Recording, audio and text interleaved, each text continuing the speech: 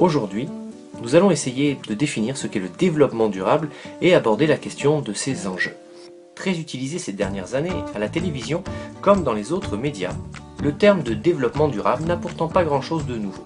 Cette notion apparaît officiellement en 1987 dans un document majeur, le rapport Brundtland, du nom de la ministre norvégienne Gro Brundtland qui en est à l'origine. L'arrivée sur la scène internationale de cette nouvelle notion coïncide avec la prise de conscience par les hommes de l'épuisement des ressources naturelles comme l'eau, le pétrole, le gaz, de la dégradation de l'environnement, les effets dangereux de la croissance économique qui renforcent les inégalités de niveau de vie dans le monde. Ce développement durable repose sur 3 piliers. Le pilier social, tout d'abord, qui touche à tout ce qui concerne l'humain, les hommes, avec leur santé, leur niveau de scolarisation par exemple. Le pilier économique, qui concerne la production de richesses pour satisfaire les besoins d'une population.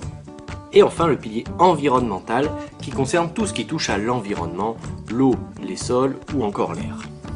Loin d'être indépendants, ces 3 piliers, représentés très souvent sous forme de cercle, sont toujours imbriqués, emboîtés, interdépendants. Autrement dit, toute action sur un de ces piliers a nécessairement des conséquences positives ou négatives sur les deux autres. Un exemple. Si un pétrolier se renverse, causant une marée noire, l'environnement est atteint, il est pollué. De nombreux animaux meurent, notamment les poissons.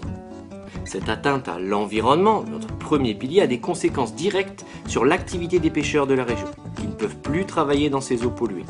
Ils gagnent donc moins d'argent, on touche là au pilier économique, et par conséquent, ils peuvent plus difficilement subvenir aux besoins vitaux de leur famille. C'est à son tour la société, le 3e pilier, qui est impacté. On peut reproduire ce schéma dans bien des situations. Alors comment faire pour qu'un développement soit durable, que l'équilibre entre ces 3 piliers soit respecté?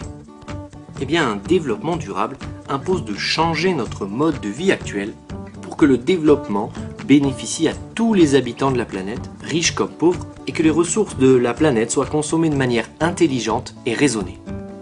Alors tout ça c'est bien beau, mais concrètement, comment faire? Pour enclencher un développement qui soit durable, il est très difficile d'agir à l'échelle de la planète. En effet, comment mettre d'accord 7 milliards de personnes en même temps?